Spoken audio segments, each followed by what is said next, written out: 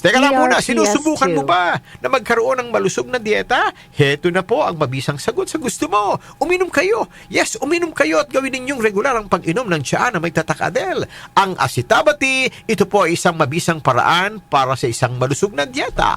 Nagtataglay ito kasi ng kalkon, ang pinaka-potent na sangkap ng asitaba na susunog sa taba-taba o body excess fats. Problema ninyo sa kolesterol, mapapawi po yan. Ano ho, ha?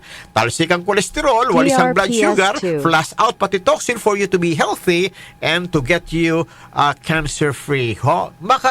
Makakaiwas kayo sa pagkakaroon ng sakit na cancer sa regular ninyong pag-inom ng Adel Acetabity. Ito po ay epektibo at isang malusog na dieta, kaya't saan ka pa? Ano pa ang hinihintay-hintay ninyo? Toast tayo for a happier and healthier lifestyle with Adel Acetabity! Sasabay sa ating uminom!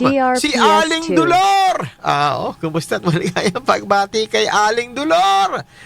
Si Tita Paz? At si dating barangay Captain Adenares na ngayon ay nasa abroad, sumusubaybay din po sa atin sa oras na ito. Sige, toast tayo, ha?